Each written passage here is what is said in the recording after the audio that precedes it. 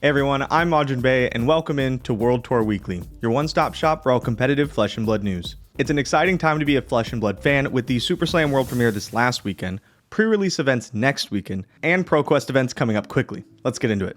I want to start with a recap of the World Premiere and talk a little bit about what I learned from playing Super Slam Limited. Obviously, tons of super cool stuff was opened, and it was really exciting to watch. I myself opened one of the new Warmonger's Diplomacies without even knowing it was going to be in the set. I saw plenty of other exciting reprints, things like Felling of the Crown, Plow Under, and Flick Knives opened as well. Okay, now the actual World Premiere event itself was on Friday. It seemed like the general vibe in the room was that KO was probably the default deck to build for Sealed. It had a lot of strong brute attacks and a hero ability that made endgames difficult to navigate for their opponent. He gets to combine that with the Reviled card pool, giving him access to good pumps, some solid blues, and a couple of tricky gotcha cards that his opponents need to watch out for. His strategy for Sealed is to pressure his opponents down before finally forcing them to make awkward blocks with his powerful hero ability. I personally built what I thought was an incredibly strong KO deck. I had tons of really large attacks, I had some tricky blues, I was really excited to play it. After playing a couple of rounds, I realized that the power level in the limited set is a little bit higher than I was used to.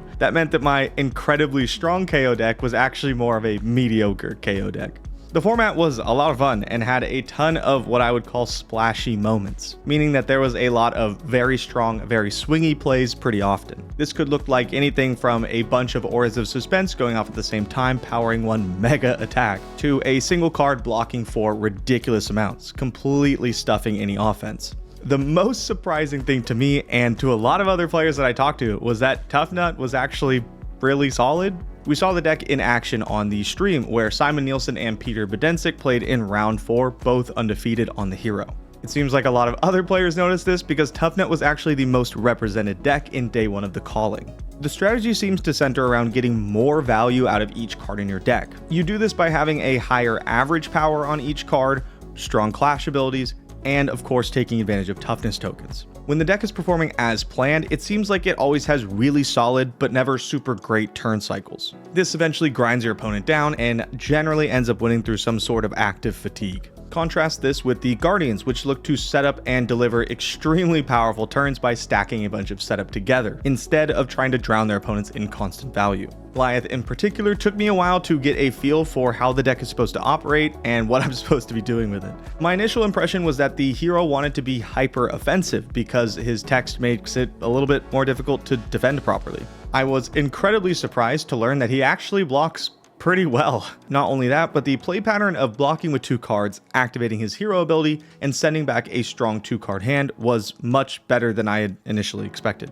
Being a Guardian, he has access to the Suspense auras. This means that he's also very good at taking turns off to set up, and then blasting over his opponent's defenses on a following turn. Combine this with the Intimidate cards that the Reviled talent grants him access to, and you have a pretty potent combination. In the calling, I was playing Tough Nut, and one of my Lyeth opponents attacked me for 20 with Bully Tactics, intimidating 3 cards. Tough Nut only gets 3 cards per turn, so I just died out of nowhere, which honestly felt like a very Lyeth thing to do. Lyeth also gets great value out of the 0-cost Guardian attack action cycle. A single Might token allows them to come in for 4, threatening the Crush effect, even through Lyeth's detrimental effect. I will admit that it took me a little bit to get used to having more cards in my hand than normal, especially when you have to activate his hero ability just to get the amount of defense value that's printed on the cards. If you enjoy having a lot of decisions, I highly recommend trying out Lyeth. I had so much fun when I eventually got to play him. Okay, that leaves us with the final Super Slam hero, Pleiades. Pleiades plays a little similar to Lyeth in that she wants to set up Auras of Suspense and then line them up to go off on one turn for some gigantic attack amount. Instead of intimidating those, she uses confidence tokens to push through damage, which I promise you are so much better than you think they are. It's not super uncommon for her to send an attack for 20 with an active confidence token. This is pretty good at closing out games. She also has quite strong 2-card hands with things like Comeback Kid and other large 3-cost attacks. This means that she can still send decent damage even with no setup. I'm particularly impressed with the blue 2-block instant aura cycle of What Happens Next, The Suspense is Killing Me, and To Be Continued. When you read them, they're obviously okay, but the Pleiades hero ability is really what makes them shine. She can remove suspense counters on other auras in order to keep these around for much longer than the standard 2 turns. I've seen the suspense is killing me get upwards of 5 value, and it's an instant, which means that it can be used as sort of a pseudo combat trick. Her style in Limited is pretty interesting, considering that she can take turns off to set up gigantic bombs, or block efficiently and send 2-card hands instead. It made playing her feel a little more flexible than I had initially thought a Guardian would feel. To wrap up this section, I had a lot of fun playing Super Slam. This was a little bit surprising to me considering that Guardians and Brutes are some of my least favorite classes, but each one of them had their own little twist that made playing them feel engaging and rewarding. I even enjoyed playing Tough Nut, which is like, except for when I got attacked with bully tactics. That part was less fun. If you do get the chance to play the set, I highly recommend doing so. The limited environment is really fun.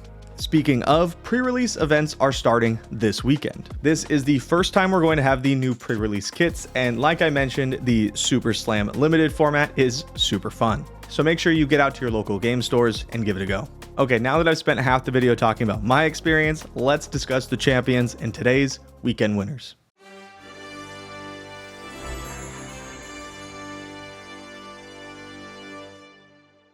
There were some crazy games all weekend on coverage, so if you have some extra time and you haven't seen it yet, make sure that you check it out. The top 8 draft of the calling ended up with some interesting numbers, since 3 players drafted Tough Nut, 3 players drafted KO, and there was only 1 of each Guardian. That means that 6 players drafted Brute, while only 2 drafted Guardians in total. Even with the Brute saturation, Sunny Yang took down the entire event playing Tough Nut.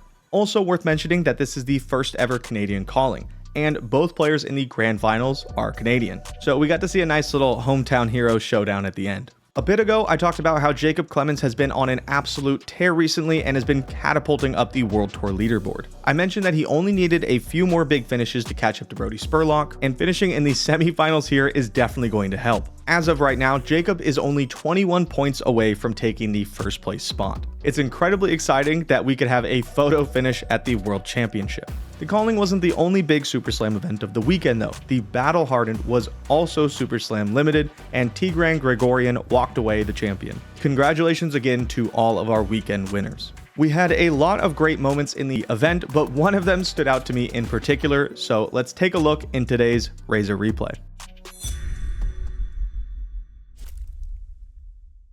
But it is the cruel ambition here to make the 3 Might tokens, and I do believe if he kept the Instill Fear, he did not keep the Instill Fear, so unfortunately can't come in to attack with, or he did keep it perhaps and wants to pair it with those 3 Might tokens. Of course, Might tokens popping on the next turn, maybe that is still the Instill Fear in the arsenal. As it's time to see the Give 'em the Piece of Your Mind coming down with one floating. So, I believe that Cheetah's Charm is in the hand here for Noah Bagelman. If Rob is obliged to block in a weird way, they may get caught by that. Of course, there is also a concealed object in that hand here. Oh, dude, he's smiling, Noah bro. Bagelman. Noah, he's smirking, bro. Noah can't keep it off their face. He's got Both it, dude. cards in Poker hand here. face, bro. Proving to be lethal if Rob missteps even slightly. Block 6.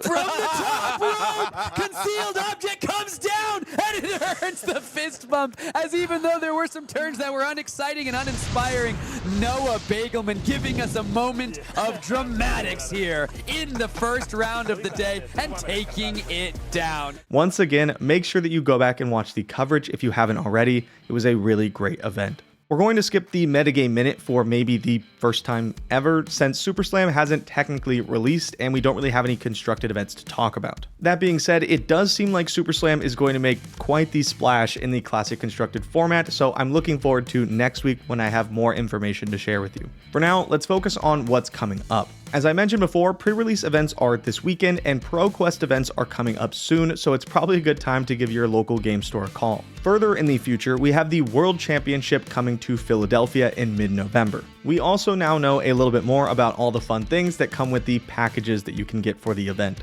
With the Fabled and Go Again packages, we see the return of the foil mats, which were really fun and I'm glad to see them make a comeback. Also offered is a souvenir package, which comes with a ton of cool stuff and an alternate art version of Dash.io, Florian, and Prism. If you're playing in the World Championship itself, you can expect to get one of these hero promos at random and a cool new World Championship mat featuring the brand new Warmonger's Diplomacy art. Alright everyone, that's all I got for this week. Thank you so much for watching. I'm Majin Bey, and I'll see you next time on World Tour Weekly.